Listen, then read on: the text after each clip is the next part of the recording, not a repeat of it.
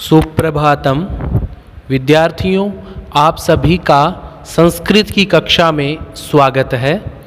मैं कुलदीप शर्मा, सहायक आचार्य, राजकीय कन्या महाविद्यालय सवाई माधोपुर। आज हम सभी बीए प्रथम वर्ष के संस्कृत विषय के प्रथम प्रश्न पत्र के अलंकार विषय के बारे में पढ़ेंगे। इस कक्षा में हम अलंकार का क्या अर्थ होता है, अलंकार के कितने प्रकार है और आपके अनुप्रास, यमक, श्लेष, स्वभावोक्ति जितने अलंकार आपके पाठ्यक्रम में दिया गया है इन अलंकारों को, उन सभी अलंकारों के लक्षण, उनका उदाहरण और उनकी अच्छी व्याख्या हम पढ़ेंगे। मुझे विश्वास है यदि आप इस कक्षा को अच्छी प्रकार से एंड तक देखते हैं तो आपके परीक्षा में जो भी प्रश्न आएंगे वो सभी प्रश्नों का उत्तर आपका सही होगा। इसके साथ साथ प्रतियोगी परीक्षा में भी अलंकार से बहुत सारे प्रश्न आते हैं, उन सभी के बारे में भी इस कक्षा में हम चर्चा करेंगे। साहित्य शास्त्र में अलंकारों की बड़ी महिमा है और आपको पता है कि काव्य शास्त्र को अलंकार शास्त्र भी कहा जाता है। काव्य मीमांसाकार राजशेखर जी है, उन्होंने अलंकार को वेद का 7वां अंग कहा है। अब देखिएगा कि ये जो अलंकार है उसका भामह जी एक अच्छी परिभाषा देते हैं। वो कहते हैं नकांतमपि निर्भूषम विभाति वनिता मुखम। इसका अर्थ बताया है कि वनिता का सुंदर मुख भी भूषण के बिना शोभा नहीं देता है। अर्थात महिला कितनी भी सुंदर क्यों न हो, जब तक वो आभूषण नहीं पहनेगी तब तक उसका मुख सुंदर नहीं दिखाई देता। भाव यह है कि चाहे साहित्य कितना भी सरस क्यों न हो, यदि उसमें अलंकार नहीं है तो यह सच है कि वो अलंकार के बिना उस महिला के समान होगा जो बिना गहनों के सुंदर नहीं लगती है। उसके बाद में दंडी की परिभाषा है काव्य शोभाकरान धर्मान अलंकारान प्रचक्षते। अर्थ होता है काव्य के शोभा परक सभी धर्म अलंकार शब्द वाच्य ही है। अर्थात काव्य की जिससे शोभा बढ़ती है उन सभी शोभा को बढ़ाने वाले जितने धर्म हैं उनको अलंकार कहा जाता है। उसके अलावा ध्वनिकार है आनंद वर्धनाचार्य जी, वो कहते हैं अंग रूप से वर्तमान अलंकारों को कटक, करधनी, मेखला आदि मानवीय अलंकारों की भांति समझना चाहिए। जिस प्रकार से हमारी माताएं बहनें जो गहने पहनती है, उसी प्रकार साहित्य शास्त्र में अलंकार है वो क्या है, गहनों का काम करते हैं, ऑर्नामेंट्स का काम करते हैं। उसके बाद में रस कर्तृक आक्षिप्त का आकृष्ट होने से जिसकी रचना संभव न हो और रस के सहित एक ही प्रयत्न के द्वारा जो सिद्ध हो वही अलंकार ध्वनि में मान्य है। तो ये आनंद वर्धनाचार्य जी ने ध्वनि के अंदर भी देखो अलंकार की महिमा को स्पष्ट किया है। उसके बाद में विश्वनाथ जी कहते हैं कटक कुंडल की भांति अलंकार रस के उत्कर्ष विधायक है। कुंडल आदि जिस प्रकार से महिला की शोभा बढ़ाते हैं, उसी प्रकार अलंकार क्या करते हैं, काव्य की शोभा बढ़ाते हैं। अब विद्यार्थियों, एक प्रश्न आपके मन में उठता होगा कि ये अलंकार का प्रारंभ कहाँ से हुआ। तो इसके अंदर मेरा कहना यह है कि जब हम संसार का सबसे पुराना ग्रंथ ऋग्वेद है, उस ऋग्वेद आदि ग्रंथों में उपमा, रूपक, अतिशयोक्ति आदि अलंकारों के बहुत सारे उदाहरण हमें प्राप्त होते हैं। उसके बाद में आप वेदांगों की बात ले लो। वेदांग जो षड वेदांग है ना, उनमें निरुक्त व्याकरण में उपमा, उपमान और उपमेय आदि शब्दों का प्रयोग किया है। एक आपको बात बताता हूँ जो प्रतियोगी परीक्षा की दृष्टि से महत्वपूर्ण है। आचार्य भरत जी ने जो नाट्यशास्त्र लिखा है, उस नाट्यशास्त्र में 4 अलंकारों के नाम का निर्देश मिलता है। यह प्रायः पूछा जाता है। तो भरत जी ने नाट्यशास्त्र में 4 अलंकारों का नाम दिया है। उन अलंकारों का नाम है अनुप्रास, उपमा, रूपक और दीपक। वैसे देखा जाए तो मूल अलंकार यही है जिनमें एक तो शब्दालंकार है, अनुप्रास है ना, वो तो शब्दालंकार है। अब ये शब्दालंकार अर्थालंकार क्या होते हैं मैं आपको बताऊंगा, है ना। अभी आप इतना ध्यान रखो। और ये जो तीन है, उपमा, रूपक और दीपक, ये क्या है, तीन अलंकार अर्थालंकार है। उसके बाद में ये तो एक सामान्य बात है जो आपको बताना जरूरी था। अब देखिएगा कि अलंकार है, इससे संबंधित कई आचार्य गण हुए हैं। जैसे आपको एक बहुत महत्वपूर्ण बात बताता हूँ, आपको कोई भी पूछे कि अलंकार शास्त्र है, इसके प्रतिष्ठापक प्रथम आचार्य कौन है, ये प्रश्न कई बार पूछा जाता है। तो आप एक बात ध्यान रखना कि जो भामह नाम के जो आचार्य है, उनको प्रथम आचार्य के रूप में माना जाता है। वैसे देखा जाए तो भरत मुनि का नाट्य शास्त्र पुराना है, पर उसमें अलंकारों से रिलेटेड केवल 4 अलंकारों का वर्णन मिलता है। अनुप्रास, उपमा, रूपक और दीपक, इन 4 अलंकारों का ही वर्णन है, विशेष वर्णन नहीं है। परंतु भामह जी ने क्या लिखा, एक काव्यालंकार नाम का ग्रंथ लिखा जिसमें 6 परिच्छेद है। उन 6 परिच्छेदों में इन्होंने अलंकार को अच्छी प्रकार से प्रतिपादित किया है। इनका समय ईसा की 6ठी शताब्दी माना जाता है। उसके बाद में एक दंडी नाम के आचार्य हुए हैं। विद्यार्थियों, ये भले ही छोटे छोटे प्रश्न है, पर आपकी परीक्षा में इनको पूछा जाता है। दंडी जी ये भी एक काव्यालंकार के आचार्य है। दंडी जी ने काव्यादर्श नाम का ग्रंथ लिखा था। एक बात और समझने की है, काव्यादर्श में 4 परिच्छेद, 660 श्लोक है। इसमें भी इन्होंने अलंकारों के बारे में 35 अलंकारों के बारे में इन्होंने वर्णन किया है। उसी प्रकार एक उद्भट नाम के कवि हुए हैं जो महाराज जयापीड़ की राजसभा के सभापति थे।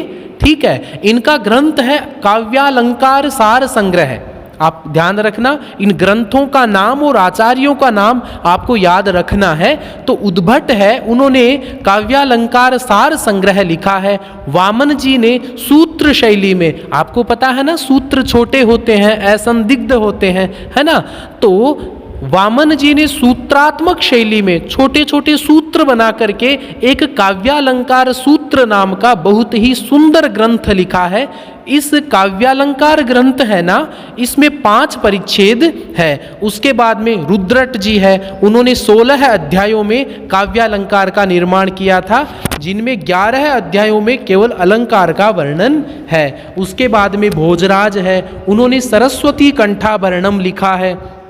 मम्मट जी बहुत ही महत्वपूर्ण आचार्य है, ये ध्वनि मार्ग के आचार्य माने जाते हैं। और इन्होंने, मम्मट जी ने काव्य प्रकाश नाम का ग्रंथ लिखा था। काव्य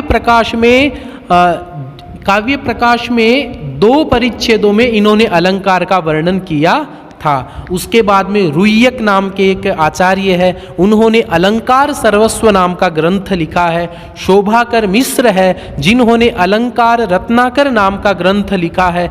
अप्पय दीक्षित जी है, इन्होंने कुवलयानंद में जयदेव के चंद्रालोक का आश्रय लेकर के अलंकारों को समझाया है। पंडित राज जगन्नाथ बहुत महत्वपूर्ण आचार्य है, इनकी रचना प्रायः पूछी जाती है।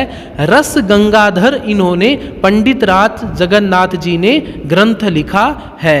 और इसके बारे में आपको कुछ बताऊं मैं कि गंगाधर श्री शंकर का एक नाम है, और इसके अंदर इन्होंने काव्य को उत्तम, मध्यम और अधम, इन 4 भेदों में बताया है।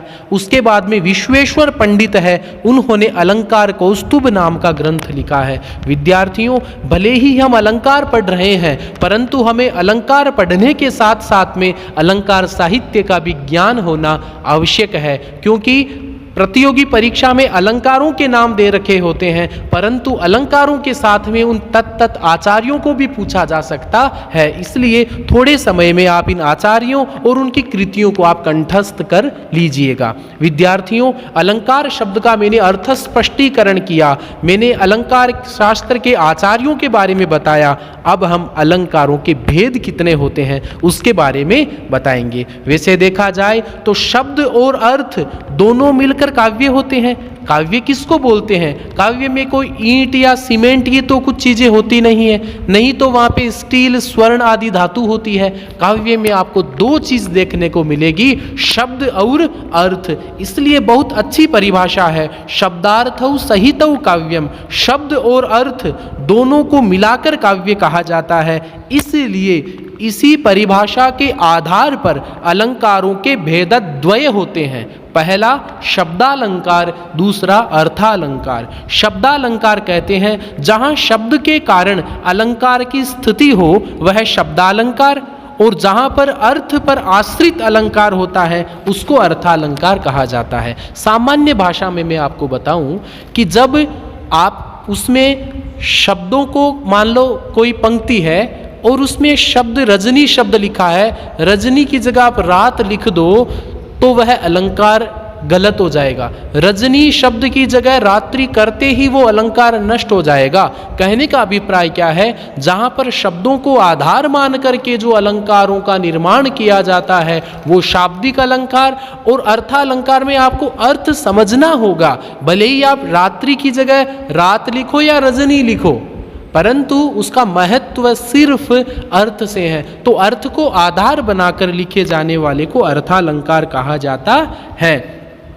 उसके बाद में यदि पर्यायवाची शब्द का प्रयोग करने पर अलंकार की सत्ता न रहे तो शब्दालंकार। यही बात है, क्योंकि यह अलंकार मुख्य रूप से उस शब्द पर निर्भर है। अनुप्रास, यमक, श्लेष आदि शब्दालंकार है। जहाँ पर्याय शब्द का प्रयोग करने पर भी अलंकार की स्थिति बनी रहे वहाँ अर्थालंकार होता है। आप किसी दूसरे शब्द की जगह पर्याय शब्द का प्रयोग कर दो तो भी वहाँ पर उस पर कोई ज़्यादा परिवर्तन नहीं होगा, वह अर्थालंकार होगा।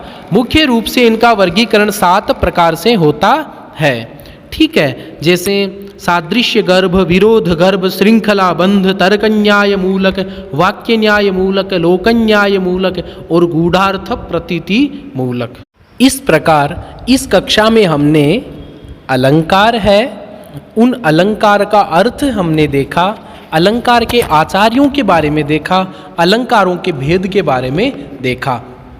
विद्यार्थियों, कुछ सामान्य बातें थी जो मैंने आपको बताई, और आपको मान लीजिएगा अलंकार शब्द का थोड़ा अर्थ स्पष्ट हम यदि करें तो अलंकार उसे कहते हैं जो शोभा को अलम अर्थात पूर्ण करे। अलम एक अव्यय है, अलम अव्यय के बहुत सारे अर्थ है, परंतु एक अर्थ क्या होता है, पर्याप्त होता है। ठीक है, तो इसका अर्थ क्या होगा, जो शोभा को पूर्ण करे उसको अलंकार कहा जाता है। इसके साथ में अलम शब्द का भूषण अर्थ भी होता है, तो उस अर्थ को देखा जाए तो जो शब्द और अर्थ का जो रूपी जो काव्य है उस काव्य की क्या वो शोभा बढ़ाए। उसके बाद में आपको एक बात बताऊं मैं महत्वपूर्ण, कि ये जो काव्य शास्त्र है इस काव्य शास्त्र में संस्कृत के 6 संप्रदाय है।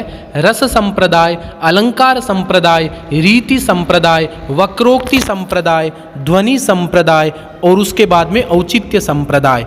ये 6 संप्रदाय माने जाते हैं। इन 6 संप्रदायों में अलंकार संप्रदाय बहुत ही महत्वपूर्ण माना जाता है। आपकी जो पाठ्यक्रम है इसके अंदर कुछ अलंकार है, मैं आपको नाम बता दूं, आप लिख लीजिएगा। अनुप्रास, यमक, श्लेष, स्वभावोक्ति, रूपक, उपमा, मालोपमा, उत्प्रेक्षा, संदेह, भ्रांतिमान, व्यतिरेक, अर्थांतरन्यास, निदर्शना, अतिशयोक्ति, विभावना, विशेषोक्ति, प्रतिवस्तुपमा, दीपक, अपनुति, समासोक्ति, दृष्टांत। ये आपके अलंकार आपके पाठ्यक्रम में रखे गए हैं। इन सभी अलंकारों के मैं आपको लक्षण को व्याख्या करूंगा मैं, और उसके साथ में उदाहरण भी आपको बताऊंगा। अग्रिम कक्षा में हम अनुप्रास, यमक, श्लेष और स्वभावोक्ति अलंकारों के बारे में हम पढ़ेंगे। आज के लिए इतना ही। आप सभी को बहुत बहुत